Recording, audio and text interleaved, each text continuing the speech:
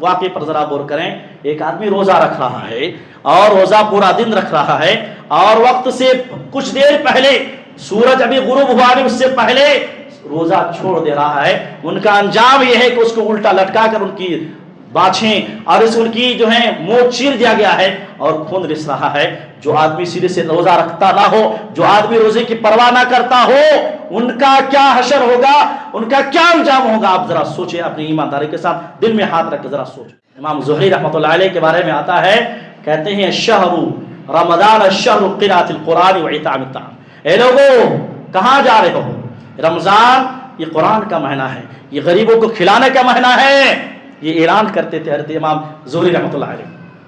امام مالک رحمۃ اللہ علیہ کے بارے میں آتا ہے, وہ کہتے ہیں کہ امام مالک رحمۃ اللہ علیہ مدینے میں درس دیتے تھے, مدینے میں مسجد نبوی میں درس دیتے تھے امام مالک رحمۃ اللہ علیہ. وہ کہتے ہیں جب بھی رمضان آ جاتا تو درس و تدریس اور فتاوا کی جو مصروفیات تھی اسے رک جاتے اور صرف قرآن سے اپنے آپ کو لگاتے, قرآن پڑھتے اور دیگر عبادت کرتے. امام احمد بن حنبل کے بارے میں آتا ہے اللہ اکبر, ہر ہفتے غیر رمضان میں ہر ہفتے میں قرآن ختم ہوتا تھا, جب رمضان آ جاتا یہ ہفتے میں 2 مرتبہ قرآن ختم کرتے. امام سفیان ثوری رحمۃ اللہ علیہ کے بارے میں آتا ہے کہ جب رمضان آتا تو نفلی عبادت چھوڑ کر صرف قرآن پڑھتے تھے. الغرض کہنا یہ ہے کہ اللہ کے نبی صلی اللہ علیہ وسلم, صحابہ, تابعین, سلف صالحین ماہ رمضان میں ایک ہی مشغلہ تھا, ایک ہی عبادت وہ زیادہ کرتے تھے, وہ ہے قرآن. تلاوت قرآن. اعوذ باللہ السمیع العلیم من الشیطان الرجیم من ہمزہ ونفخہ ونفثہ. بسم اللہ الرحمن الرحیم. يا أيها الذين آمنوا كتب عليكم الصيام كما كتب على الذين من قبلكم لعلكم تتقون. رب اشرح لي صدري ويسر لي أمري واحلل عقدة من لساني يفقهوا قولي. اللهم انفعني بما علمتني وعلمني ما ينفعني وزدني علما. اللهم إني أسألك علما نافعا ورزقا طيبا وعملا متقبلا. ہر طرح کی تعریف, توصیف, کبریائی, بڑائی, حمد و ثنا اس رب العالمین کے لیے لائق و زیبا ہے جس نے مجھے اور آپ کو زندگی میں ایک بار اور ماہ رمضان المبارک کا عظیم الشان مہینہ نصیب عطا فرمایا. ربنا ولک الحمد حمدا کثیرا طیبا مبارکا فیہ. بعدہ تمام نبیوں پر, رسولوں پر, پیغمبروں پر ہم اور آپ درود و سلام بھیجتے ہیں. خصوصاً ہم سب کے آخری نبی, آخری پیغمبر, خاتم النبیین جناب محمد مصطفیٰ صلی اللہ علیہ وسلم پر بے شمار درود و سلام بھیجتے ہیں. اللہم صلی وسلم علی نبینا محمد وعلی آلہ وصحبہ اجمعین. بزرگوں, نوجوان ساتھیوں, پیارے بچوں, پردہ نشین خواتین اسلام, ابھی آپ کے سامنے خطبہ مسنونہ کے بعد سورۃ البقرہ کی بڑی مشہور و معروف آیت کریمہ, آیت نمبر 180 پہ 3 سورۃ بقرہ کی پڑھی گئی ہے. اس مناسبت سے میرا موضوع ہے آج کی جمعہ کے خطبے کا, وہ ہے ماہ رمضان کی خصوصی اعمال اور ان کے فضائل. رمضان کی اعمال میں سے بنیادی عمل اور عظیم الشان عمل اور خصوصی عمل اور سب سے پہلا عمل یہ ہے کہ ایک مومن, چاہے وہ مرد ہو عورت ہو, صحیح ایمان کے ساتھ اور اخلاص کے ساتھ روزہ رکھے. سب سے پہلا عمل بنیادی طور پر ماہ رمضان کا روزہ رکھنا ہے. روزے کی فرضیت کے سلسلے میں اللہ نے فرمایا, جیسے کہ ابھی آیت آپ نے سنا, یا ایھا الذین آمنوا کتب علیکم الصیام کما کتب علی الذین من قبلکم لعلکم تتقون. اے ایمان والو, تم پر روزے کو, اس کے رکھنے کو, رمضان کے روزے رکھنے کو اللہ نے تم پر فرض کر دیا جیسے کہ تم سے پہلے لوگوں پر اللہ نے روزے فرض کیے تھے. لعلکم تتقون, ایک ہی مقصد ہے رمضان کے آنے کا, روزے کے فرضیت کا, کہ تاکہ تم متقی ہو جاؤ, تاکہ تم اللہ کا بندہ بن جاؤ, تاکہ تم اللہ کا بندہ بن جاؤ, ایمان والے بن جاؤ, ڈرنے والے بن جاؤ, اپنے اندر تقوی اختیار کر لو. میرے محترم بھائیو، اللہ اکبر، روزہ اور روزیدار کی بڑی فضیلت قرآن حدیث میں آئی ہے، بڑی فضیلت آئی ہے۔ روزے کی پہلی فضیلت بڑی توجہ سنے آپ۔ ابھی تک آپ نے خطبہ سنا، کبھی سوئے کبھی سنے، لیکن اب جاگنا ہے، اب جاگنے کا موقع ہے، اب سونے کا نہیں ہے۔ ایک ایک منٹ، ایک ایک سانس بڑی قیمتی ہے، قیمتی لمحات ہم سے اور آپ سے گزر رہے ہیں۔ میرے محترم بھائیو، روزے کی پہلی فضیلت یہ ہے کہ روزہ اللہ فرماتے یہ میرے لیے ہے، میں ہی اس کا بدلہ دوں گا۔ روزہ میرے لیے ہے، میں ہی اس کا بدلہ دوں گا، اور اللہ بے حساب و کتاب، اللہ اپنے شان کے مطابق اجر دے گا روزے داروں کو۔ اللہ اکبر۔ صحیح بخاری کتاب التوحید میں حضرت ابو ہریرہ رضی اللہ تعالیٰ عنہ کہتے ہیں کہ اللہ تعالیٰ فرماتا ہے، یہ حدیث قدوسی ہے۔ ایک تو ہوتا ہے ہم قرآن میں اللہ کلام، اللہ کی بات پڑھتے ہیں، یہ کہ ہے کہ اللہ تعالیٰ قرآن کے علاوہ بھی جب چاہے بات کر سکتا ہے، انہی کلام میں سے، انہی باتوں میں سے یہ بات ہے۔ اللہ فرماتا ہے الصوم لی وانا اجزی بہ یدع شہوتہ واکلہ وشربہ من اجلی والصوم جنہ وللصائم فرحتان، فرحۃ حین یفطر وفرحۃ حین یلقى ربہ وللصائم ولخلوف فم الصائم اطیب عند اللہ من ریح المسک۔ اللہ اکبر، بڑی زبردست حدیث ہے۔ پیارے نبی کہتے ہیں اللہ تعالیٰ فرماتا ہے، اللہ کیا فرماتا ہے کہ اے میرے بندو، الصوم لی، روزہ میرے لیے ہے، وانا اجزی بہ، میں ہی اس کا بدلہ دوں گا، یدع شہوتہ واکلہ وشربہ من اجلی، میرا بندہ مجھے بغیر دیکھے، میری بندی مجھے دیکھے بغیر میری وجہ سے اپنی خواہشات کو ترک کر دیا ہے، اپنے جذبات، اپنے خواہشات، اپنے ارمان، اپنی خواہشات کو چھوڑ دیا ہے، اور میری وجہ سے اس نے کھانا بھی پینا بھی بند کر دیا ہے۔ آگے اللہ کے نبی اللہ تعالیٰ فرماتے ہیں کہ والصوم جنہ، اے لوگوں، روزہ گناہوں سے بچنے کا ایک ڈھال ہے۔ جنہ بولتے ہیں، جیسے جہاد ہوتا ہے، جہاد میں، وار میں جب مجاہد کسی کے وار کو روکتا ہے اس کو ڈھال سے، وہی ڈھال، جنہ مطلب ڈھال۔ تو جس طریقے سے میدان جہاد میں ڈھال سے اپنے وار کو بچاتے ہیں، اپنے آپ کو بچاتے ہیں، ایسے ہی روزہ رکھنے کی وجہ سے اللہ تعالیٰ مجھے اور آپ گناہوں سے بچا لیتا ہے۔ اللہ اکبر۔ وَلِلصَّائِمِ فَرْحَتَانِ، اور ہر روزے دار کے لیے تو دو خوشیاں تو ضرور اس کو نصیب ہوگی۔ فرحۃ حین یفطر، ایک خوشی اس وقت ملتی ہے جب آدمی افطار کر رہا ہوتا ہے، انواع اقسام کی نعمتیں ہوتی ہیں، دسترخوان سجے ہوئے ہیں، قسم قسم کے فروش ہیں، پورا دن بھوکا ہے، پیاسا ہے، اللہ کا آرڈر نہیں کہ اب کھا لیں، ساری نعمتیں دیکھتے ہیں، جب افطاری کا وقت ہوتا ہے کھا لیتے ہیں، پی لیتے ہیں، تو کیا خوشی ہوتی ہے۔ یہ دنیاوی خوشی ہے، یہ دنیاوی راحت ہے، دل کو سکون ملتا ہے۔ وَفَرْحَةٌ حِينَ يَلْقَى رَبَّهُ، اے روزہ دار جس نے مجھے بغیر دیکھے روزہ رکھا ہے، میری وجہ سے روزہ رکھا ہے، وَحِينَ يَلْقَى رَبَّهُ، جب تم اپنے رب سے ملاقات کرو گے، جب میرا دیدار ہوگا، تمہارا خوشی کا ٹھکانہ نہ رہے گا۔ یعنی روزے کی وجہ سے اللہ رب العالمین کو دیدار نصیب ہوگا، کیا خوشی ہوگی آپ سوچئے۔ جس رب کو دیکھے بغیر ہم نماز پڑھ رہے ہیں، جس رب کو دیکھے بغیر ایمان رکھ رہے ہیں، جس رب کو دیکھے بغیر جنت و جہنم پر ہمارا ایمان ہے، الحمدللہ، اس رب کو اس روزے کی وجہ سے انشاءاللہ ہمارا دیدار ہوگا انشاءاللہ۔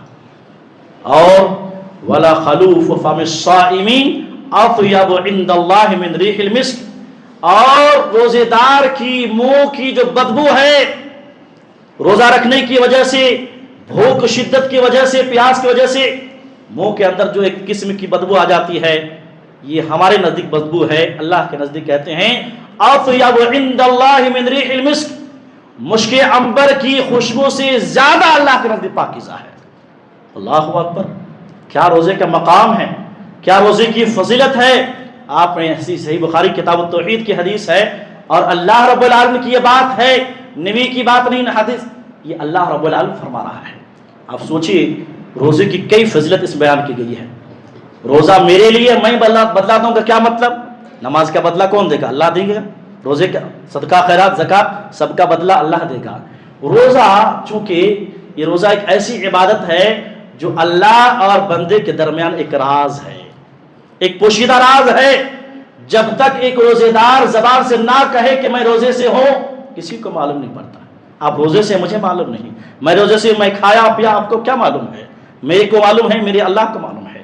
تو روزہ ایسی عبادت ہے، اس میں پورا کا پورا اخلاص ہے، اور چونکہ اخلاص کی وجہ سے اللہ اعمال قبول کرتے ہیں، اس بنا پر اللہ نے کہا الصوم لی، روزہ میرے لیے ہے. صوم لی، روزہ میرے لیے ہے، میں ہی اس کا بدلہ، میں رب العالمین، میں کائنات کا رب، میں جنت و جہنم کا مالک، میں جتنا چاہوں میں اس کو عطا کروں. اللہ اکبر. روزے کی بڑی فضیلت ہے میرے محترم.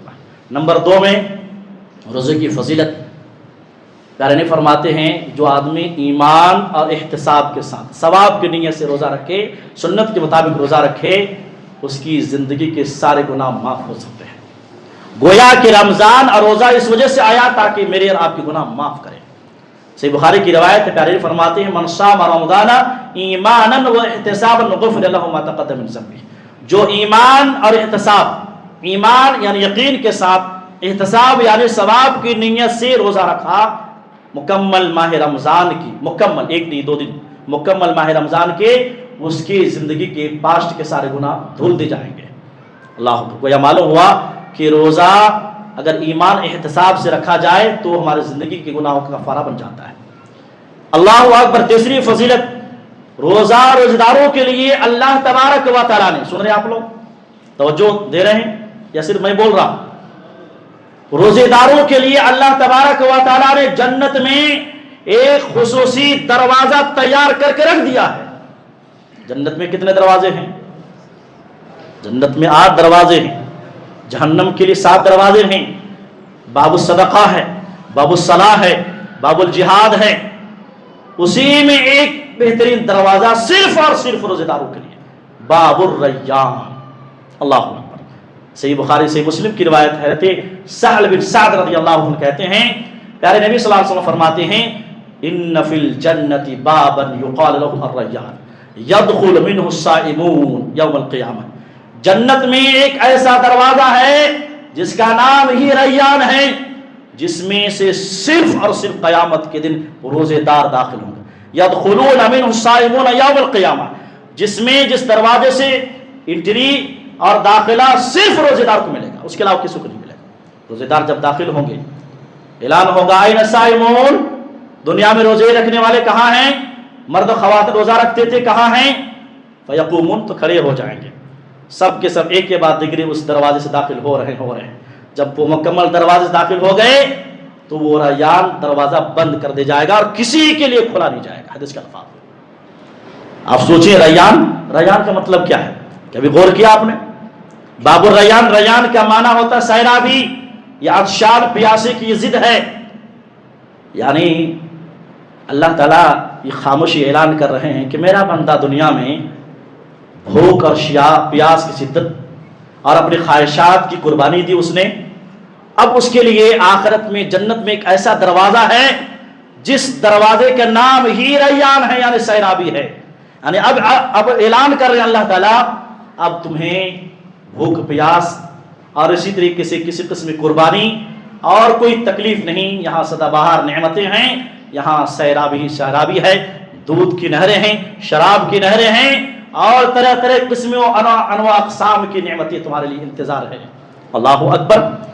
تو روزے کی تیسری فضیلت یہ ہے کہ اللہ تبارک و تعالیٰ نے روزے داروں کے لیے خصوصی گیٹ تیار کر رکھا ہے. اسی طریقے سے میرے محترم بھائیوں، روزہ ایک اتنا عظیم الشان عمل ہے کہ اس جیسا کوئی نیکی اور عمل نہیں ہے. حضرت ابو امامہ الباہلی رضی اللہ عنہ کہتے ہیں کہ میں نے اللہ کے نبی صلی اللہ علیہ وسلم سوال کیا دلنی علی عمل ادخل بہ الجنہ، اللہ کے نبی مجھے ایک ایسا عمل بتلاؤ کہ اس عمل کے ذریعے اللہ مجھے جنت میں داخل کر دے. پیارے نبی صلی اللہ علیہ وسلم نے کیا فرمایا سنیں آپ، ایسا عمل بتلائیے تاکہ میں اس پر عمل کروں تو مجھے جنت مل جائے. پیارے نبی فرماتے ہیں علیکم بالصوم فانہ لا مثل لہ. اے ابو امامہ الباہلی، اگر تم چاہتے ہو جنت جانا تو علیکم بالصوم، روزہ کو مضبوطی سے پکڑ لو فإنہ لا مثل لہ، اس لیے کہ روزہ جیسا کوئی نیکی دنیا میں نہیں ہے۔ اللہ اکبر۔ ان تمام فضائل کو بیان کرنے کا میرا مقصد یہ ہے کہ روزے کی بڑی فضیلت آئی ہے، لیکن افسوس صد افسوس، افسوس صد افسوس کہ معاشرے کے اندر جب نگاہیں دوڑائی جاتی ہے، معصوم بچہ روزہ رکھ رہا ہے، بزرگ روزہ رکھ رہے ہیں، کچھ نوجوان روزہ رکھ رہے ہیں، لیکن وہیں معاشرے کا ایک بڑا طبقہ خواتین بھی روزہ رکھ رہی ہیں، لیکن ان میں سے کچھ ایسے بدنصیب لوگ، کچھ ایسے ناکرہ لوگ، کچھ ایسے اللہ رب العالمین کے مبغوض ترین بندے ماہ رمضان کی روزہ پا کر بھی روزہ نہیں رکھ رہے ہیں۔ رمضان کی سدا بہار موسم میں بھی روزے کی اتنی فضائل کے باوجود بھی اپنی خواہشات اور اپنی ہوس کی وجہ سے اور اسی طریقے سے اپنی نشے کی وجہ سے، سگریٹ اور بیڑی کی وجہ سے، نعوذ باللہ ثم نعوذ باللہ اپنی خواہشات کی وجہ سے بغیر شرعی عذر کے وہ روزہ چھوڑے ہوئے ہوٹلوں میں چائے پی رہے ہیں، کھانا کھا رہے ہیں، نعوذ باللہ ثم نعوذ باللہ۔ میرے محترم بھائیو، جو اس قسم کے حضرات ہیں جو ماہ رمضان میں یہ فرض روزے ہیں، سنت اور نفلی روزے نہیں ہیں، یہ فرض اللہ نے فرض کر دیا ہے، کتب علیکم الصیام، روزہ فرض ہے، جانتے بوجھتے اگر کسی نے روزہ چھوڑ دیا ہے ان کا انجام بہت برا ہونے والا ہے۔ میرے محترم بھائیو، صحیح ابن خزیمہ کی روایت ہے، حضرت ابو امامہ باہلی رضی اللہ عنہ کہتے ہیں کہ اللہ کے نبی صلی اللہ علیہ وسلم فرماتے ہیں، بڑی توجہ سے اس حدیث کو سنیں آپ، کہتے ہیں کہ اللہ کے نبی صلی اللہ علیہ وسلم فرماتے ہیں کہ میں سویا ہوا تھا، اسی درمیان دو آدمی آئے، فرشتے تھے، انسان شکل میں آئے، اور مجھے میرے بازو پکڑ کر ایک بلند بالا پہاڑ، اونچی پہاڑ کے پاس لے گئے اور کہا کہ اللہ کے نبی آپ اس پہاڑ پر چڑھو۔ میں نے کہا کہ میں اس بلند بالا پہاڑ ہے، اتنی لمبی پہاڑ ہے، میں اس پر چڑھ نہیں سکتا۔ کہا کہ اللہ کے نبی آپ کے لیے آسان کر دیتے ہیں۔ چنانچہ وہ دو فرشتے پیارے نبی صلی اللہ علیہ وسلم کو لے کر پہاڑ کی پیٹھ پر پہنچے۔ پیارے نبی صلی اللہ علیہ وسلم کہتے ہیں جب پہاڑ کے اس بلند بالا پہاڑ کے درمیان پہنچے تو چیخ و پکار کی آواز آ رہی تھی، بڑی چیخ و پکار کی، رونے دھونے کی آواز آ رہی تھی۔ پیارے نبی نے کہا کہ یہ کون بدنصیب لوگ ہیں؟ کہا کہ یہ جہنمیوں کی چیخ و پکار ہے، یہ اہل جہنم، جہنم کے عذاب ہو رہے ہیں، اس کی چیخ و پکار ہے۔ پیارے نبی آگے ذرا بڑھے، آگے دیکھتے ہیں کچھ ایسے بدنصیب لوگ ہیں، کچھ ایسے قوم ہیں جن کو اللہ تبارک و تعالیٰ نے اس کے پیر کو الٹا کر کے باندھ دیا ہے، اس کا پیر لٹکا دیا گیا ہے زمین میں اور نیچے سر ہے، اور اس کے منہ کو، جبڑے کو چیر دیا گیا ہے، اس سے خون رس رہا ہے۔ پیارے فرماتے ہیں من ہؤلاء، یہ کون بدنصیب لوگ ہیں جی؟ پیارے نے بتایا گیا کہ یہ وہ لوگ ہیں جو افطاری سے پہلے افطاری کھول لیتے تھے، افطاری کا ٹائم ہوا نہیں، سورج ابھی غروب ہوا نہیں، اس سے پہلے روزہ چھوڑ دیتے تھے۔ آپ ذرا غور کرو ایمانداری کے ساتھ اس واقعے پر ذرا غور کریں۔ ایک آدمی روزہ رکھ رہا ہے اور روزہ پورا دن رکھ رہا ہے، اور وقت سے کچھ دیر پہلے، سورج ابھی غروب ہوا نہیں اس سے پہلے روزہ چھوڑ دے رہا ہے۔ ان کا انجام یہ ہے کہ اس کو الٹا لٹکا کر ان کی باچھیں اور ان کی جو ہے منہ چیر دیا گیا ہے اور خون رس رہا ہے۔ جو آدمی سیدھے سے روزہ رکھتا نہ ہو، جو آدمی روزے کی پرواہ نہ کرتا ہو، ان کا کیا حشر ہوگا، ان کا کیا انجام ہوگا؟ آپ ذرا سوچیں، اپنی ایمانداری کے ساتھ دل میں ہاتھ رکھ کے ذرا سوچ لیں۔ جو آدمی روزہ چھوڑتے ہیں اس کے لیے لمحہ شکریہ ہے، وہ سدھر جائیں، وہ روزہ رکھیں، ورنہ بہت برا انجام ہونے والا ہے۔ میرے محترم بھائیوں، تو ماہ رمضان کی سب سے پہلا عمل، بہت سب سے عظیم عمل، بنیادی عمل، خصوصی عمل وہ ہے کہ آپ میں مکمل ماہ رمضان کے روزہ رکھیں۔ نمبر 2 میں اللہ تبارک و تعالیٰ نے جو فرضیت کی ہے، دن میں اللہ نے روزہ فرض کیا ہے اور رات میں اللہ تعالیٰ نے تراویح کو مقرر فرمایا ہے۔ دوسرے نمبر پر جو مجھے آپ کام کرنے ہیں وہ ہے تراویح اور تہجد، قیام رمضان کا اہتمام کرنے ہیں۔ اللہ اکبر! قیام رمضان جس کو ہم تہجد بولتے ہیں، جس کو ہم تراویح بولتے ہیں، جس کو ہم قیام اللیل بولتے ہیں، جس کو ہم صلاۃ اللیل بولتے ہیں، سب کا ایک ہی معنی ہے، ایک ہی ہے۔ کہتے ہیں اللہ کے نبی صلی اللہ علیہ وسلم نے بڑی تاکید حکم دیا اور کہا من قام رمضان ایمانا و احتسابا غفر له ما تقدم من ذنبه، جس نے ایمان و احتساب کے ساتھ رمضان میں قیام کیا، پورے رمضان میں تراویح کا اہتمام کیا، اس کے بھی پچھلے گناہ معاف کر دی جائیں گے۔ اللہ اکبر. یہ تراویح کوئی معمولی چیز نہیں ہے. تراویح صرف گناہوں کا کفارہ نہیں ہے. جو آدمی کنٹینیوس صحیح طریقے سے تراویح کے اہتمام کرے, جماعت کے ساتھ تراویح کے اہتمام کرے, اللہ اکبر, گناہ تو معاف ہوگا ہی, مرنے کے بعد جنت میں اعلیٰ درجات کے ساتھ, صدیقین کے ساتھ, شہداء کے ساتھ کا شمار ہوگا. اللہ اکبر. حضرت عمرو بن مرہ الجہنی رضی اللہ تعالیٰ عنہ کہتے ہیں کہ ایک قبیلہ خزاعہ, بڑی توجہ سے اس واقعے سنے آپ. قبیلہ خزاعہ کا ایک شخص اللہ کی خدمت میں پہنچے اور کہا کہ اللہ کے رسول, آپ کا کیا خیال ہے اگر میں اس بات کی گواہی دوں کہ اللہ کے علاوہ اس کائنات میں کوئی معبود برحق نہیں ہے, اور وَأَنَّكَ رسول اللہ, اور آپ سچے رسول ہیں, اس بات کی میں گواہ دے رہا ہوں, میں 5 ٹائم کی نماز پڑھوں اور روزے رکھوں پورے مہینے کی, وَقُمْتَ رَمَضَانَ, رمضان میں قیام کروں, تراویح کے اہتمام کروں اور زکوٰۃ ادا کروں, تو میرے لیے کیا اجر ہے, میرے لیے کیا انعام ہے, میرے لیے کیا گفٹ ہے. پیارے نے فرماتے ہیں مَن مَاتَ عَلَى هَذَا كَانَ مِنَ الصِّدِّقِينَ وَالشُّهَدَاءِ, جو شخص بھی ان اعمال کے اہتمام پر جس کی وفات ہو جائے, خاتمہ ہو جائے, جنت میں وہ صدیقین اور شہداء کے ساتھ ان کا شمار ہوگا. اللہ اکبر. تراویح بڑی اس کی اہمیت آئی میرے محترم بھائی. یہ خود ایک موضوع ہے, تراویح خود ایک موضوع ٹاپک ہے جس میں جتنا بولا جائے کم ہے. الحمدللہ ہمارے یہاں تراویح کا انتظام ہوتا ہے, لیکن میں نے کہا شروع میں کچھ لوگ جوش میں آتے ہیں, 4 دن پڑھ لیے, پھر پورا دن ویسے ان کا گزر جاتا ہے. پورا رمضان شروع میں 4 دن, لاسٹ میں 4 دن ہو گیا ختم ان کا. یہ مذاق آپ کس سے کر رہے ہیں؟ دل سے کر رہے ہیں. یہ مذاق کیا اللہ کو ملا مذاق کرنے کے لیے؟ کیا آپ کو شریعت ملی ہے مذاق کرنے کے لیے؟ جب من چاہ تراویح پڑھ لی آپ نے, جب من چاہ نہیں پڑھا آپ نے. واللہ العظیم, جو اس قسم کی مذاقیہ کام کرتے ہیں اور شریعت کے ساتھ کھلواڑ کرتے ہیں, من چاہے زندگی گزارتے ہیں, ان کے لیے بہت ہی سخت وعید آئی ہے. اور اس قسم کی بے پرواہی زندگی اللہ کو بہت پسند نہیں ہے, بلکہ ان کے لیے وعید آئی ہے. لہٰذا انسان کو چاہیے کہ دوسرے نمبر پر تراویح کے اہتمام کریں. نمبر 3 میں, چونکہ وقت بہت تیزی سے جا رہا ہے, نمبر 3 میں میرے محترم بھائیوں, ماہ رمضان کے جو خصوصی اعمال ہیں جو مجھے آپ کو لازماً کرنی ہے, وہ ہے تلاوت قرآن. قرآن, اللہ اکبر, کیا کہے.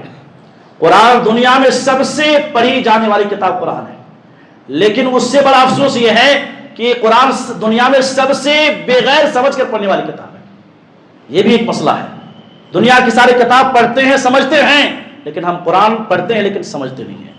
اس کی ایک نقصان یہ ہوتا ہے, جب قرآن ہم سمجھ کر نہیں پڑھتے ہیں تو ہم دین سے, شریعت سے دور ہوتے چلے گئے, اور ہم نے قرآن اور شریعت کے جو کلچر تھا اس کو چھوڑ کر ہم نے مغربی کلچر کو اپنا لیا ہے.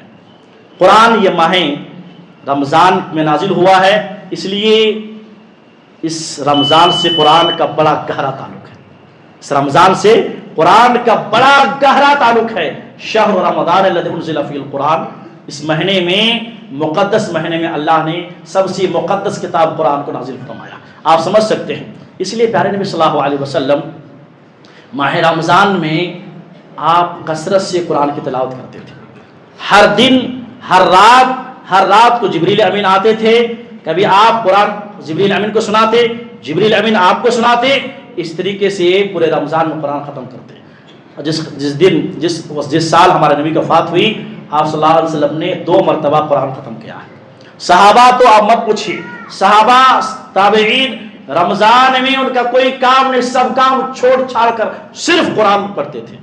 امام زہری رحمۃ اللہ علیہ کے بارے میں آتا ہے, کہتے ہیں شہر رمضان شہر قراءۃ القرآن و اطعام الطعام. اے لوگوں کہاں جا رہے ہو, رمضان یہ قرآن کا مہینہ ہے, یہ غریبوں کو کھلانے کا مہینہ ہے. یہ اعلان کرتے تھے حضرت امام زہری رحمۃ اللہ علیہ. امام مالک رحمۃ اللہ علیہ کے بارے میں آتا ہے, وہ کہتے ہیں کہ امام مالک رحمۃ اللہ علیہ مدینے میں درس دیتے تھے, مدینے میں مسجد نبوی میں درس دیتے تھے امام مالک رحمۃ اللہ علیہ. وہ کہتے ہیں جب بھی رمضان آ جاتا تو درس و تدریس اور فتاوا کی جو مصروفیات تھی اسے رک جاتے, اور صرف قرآن سے اپنے آپ کو لگاتے, قرآن پڑھتے اور دیگر عبادت کرتے. امام احمد بن حنبل کے بارے میں آتا ہے, اللہ اکبر, ہر ہفتے, غیر رمضان میں ہر ہفتے میں قرآن ختم ہوتا تھا. جب رمضان آ جاتا یہ ہفتے میں 2 مرتبہ قرآن ختم کرتے. امام سفیان ثوری رحمۃ اللہ علیہ کے بارے میں آتا ہے کہ جب رمضان آتا تو نفلی عبادت چھوڑ کر صرف قرآن پڑھتے تھے. الغرض کہنا یہ ہے کہ اللہ کے نبی صلی اللہ علیہ وسلم، صحابہ، تابعین، سلف صالحین ماہ رمضان میں ایک ہی مشغلہ تھا، ایک ہی عبادت وہ زیادہ کرتے تھے، وہ ہے قرآن، وہ ہے قرآن۔ تلاوت قرآن کی بڑی فضیلت آئی ہے میرے محترم بھائی۔ کچھ اور باتیں ہیں انشاءاللہ اس ٹاپک کو اگلے جمعہ میں بھی بیان کریں گے، چونکہ ایک لمبا موضوع ہے، اس لیے یہاں اسٹاپ کرتے ہیں۔ رمضان کی میں بہت سارے اعمال کرنے ہوتے ہیں جو بنیادی عمل ہے، اگر ہم نہیں سمجھیں گے، نہیں سنیں گے تو وہ عمل کیسے کریں گے؟ اس لیے ہم کو جاننا ضروری ہے، اس کے بعد عمل کرنا ضروری ہے۔ پہلے علم حاصل کرنا ہے، اس کے بعد عمل کرنا ہے۔ تو آج کے خطبے میں 3 عمل بیان کیے گئے، ایک ہے روزہ، دوسرا تراویح، تیسرے نمبر پر قرآن کی تلاوت۔ اس کو یاد رکھیں۔ قرآن کی فضیلت کے سلسلے میں 1-2 باتیں کر لیتے ہیں۔ قرآن کا ایک حرف اگر کوئی پڑھتا ہے، من قرأ حرفا من کتاب اللہ فلہ بحسنہ، ایک حرف پڑھیں گے تو 1 نیکی، اور آگے اللہ نے فرمایا 1 نیکی 10 نیکیوں کے برابر ہے۔ اور دوسری حدیث میں ہے نیکیوں کا معاملہ یہ ہے اللہ تعالیٰ 7 سے لے کر 700 گنا تک بھی عطا فرماتا ہے۔ تو گویا کہنے کا مطلب یہ ہے کہ آدمی جس نیت سے، جس اخلاص سے قرآن کی تلاوت کرتا رہے گا، اس حساب سے اللہ تبارک و تعالیٰ اس کو ثواب دے گا۔ الف لام میم، یہ 3 حرف ہے، 30 نیکی آپ کو مل رہی ہے۔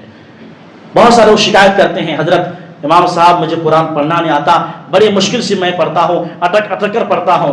ایسے لوگوں کے لیے شریعت نے بشارت سنائی ہے جو اٹک کر محنت و مشقت کے ساتھ ایک حرف کو ٹٹولتے پڑھتے ہیں، اللہ اکبر، شریعت نے کہا لہو اجران، انہیں ڈبل اجر ملے گا، صحیح مسلم کی روایت ہے، کہتے ہیں الماہر بالقرآن مع سفرۃ الکرام البررہ والذی یقرأ بہ یتتعطف فیہ والقرآن وہو علیہ شاق لہ اجران۔ کہتے ہیں کہ جو آدمی ماہر سے قرآن کا ایکسپرٹ ہے، حافظ ہے، عالم ہے، تو وہ معزز مکرم فرشتوں کے ساتھ ہوگا، اور جو شخص قرآن کو پڑھتا ہے والذی یقرأ القرآن، جو قرآن کو پڑھتا ہے، وَيَتَتَعْتَعْ فِيهِ، لیکن اٹک کر پڑھتا ہے، کہتے ہیں لہو اجران، ان کے لیے 2 اجر ہیں، ایک جو مشکل سے پڑھ رہا ہے اور ایک قرآن کو پڑھنے کا ثواب ہے۔ آخری بات میرے محترم بھائیو، حدیث میں صحیح مسلم کی روایت ہے، پیارے نے فرماتے ہیں اقرأوا القرآن، اے لوگو اقرأوا القرآن، قرآن کو پڑھا کرو، فَإِنَّهُ يَأْتِي يَوْمَ الْقِيَامَةِ شَفِيعًا لِأَصْحَابِهِ، کیونکہ یہ قرآن قیامت کے دن سفارش بن کر آئے گا۔ اگر ہمارا کہیں اللہ نہ کرے، اگر ہم آخرت میں پھنس گئے تو یہ قرآن کھڑ جائے گا اور کہے گا یا اللہ یہ قرآن مجھے، یہ شخص مجھے پڑھتا تھا، رات کے تنہاؤں میں پڑھتا تھا، دن میں پڑھتا تھا، یا اللہ میری سفارش قبول فرما، اس کو جہنم مت بھیج، اس کو جنت میں داخلہ عطا فرما۔ تو قیامت کے دن یہ قرآن سفارش کرنے والا ہے۔ یہ 3 بنیادی اعمال آج کے خطبے میں، ایک ہے روزہ، دوسری تراویح، تیسری تلاوت قرآن، اس کے پابند کریں۔ انشاءاللہ مزید اگلے خطبے میں کچھ اہم اعمال ذکر کریں گے۔ اللہ سے دعا ہے کہ اللہ تعالیٰ مجھے اور آپ کو کہنے سننے سے زیادہ عمل کی توفیق عطا فرمائے۔ اللہ رب العالمین ہمیں ماہ رمضان میں کثرت سے نیکیاں کرنے کی توفیق عطا فرمائے۔ اللہ ہم میں سے جو لوگ بیمار ہیں، اللہ انہیں شفائے کاملہ عاجلہ عطا فرمائے۔ اللہ ہم سب کو صحت والی، عافیت والی، ایمان والی زندگی نصیب عطا فرمائے۔ اللہ رب العالمین سے دعا کریں اللہ تعالیٰ ماہ رمضان کا عظیم الشان مہینہ ہم سبھی کو نصیب ہوا ہے، یا اللہ جو اس رمضان کی نعمت سے محروم ہے، قبر میں ہیں، جو وفات شدہ ہیں، اللہ ان کی قبروں کو اللہ کروٹ جنت الفردوس میں نصیب عطا فرما۔ اللہ انہیں کروٹ جنت الفردوس نصیب عطا فرما۔ اللہ ان کی قبر کو نور سے بھر دے۔ یا اللہ قبر کے عذاب اگر ہیں، اللہ ہم دعا کرتے ہیں، روزہ داروں کی دعائیں قبول ہوتی ہیں۔ اللہ قبر میں کس حال میں ہیں، کسی کے بھائی ہے، کسی کے نانا ہیں، کسی کی ماں ہیں، کسی کے رشتہ دار ہیں، اللہ ہم دعا کرتے ہیں اللہ اس قبر میں ہم کو بھی جانا ہے، اللہ اس قبر کے عذاب کو دور عطا فرما۔ یا اللہ جنت کی دریچے ان کے لیے کھول دے، یا اللہ جنت کے دریچے کھول دے، جہنم کے دریچے ان کے لیے بند کر دے۔ اللہ ہم سب کو اپنی موت، اپنی آخرت، اپنی قبر کی تیاری کرنے کی توفیق عطا فرما۔ یا اللہ ماہ رمضان کا یہ مبارک مہینہ، اللہ اس کی ایک منٹ کی قدر کرنے کی توفیق عطا فرما۔ اللہ ہمارے بھائی، ہماری بہنیں، مائیں بہنیں دور دراز سے آئی ہیں جمعہ خطبہ سننے پڑھنے، اللہ ہم سب کی حاضری کو، ہم سب کی آنے کو اللہ قبول عطا فرما۔ آمین۔ تقبل یا رب العالمین۔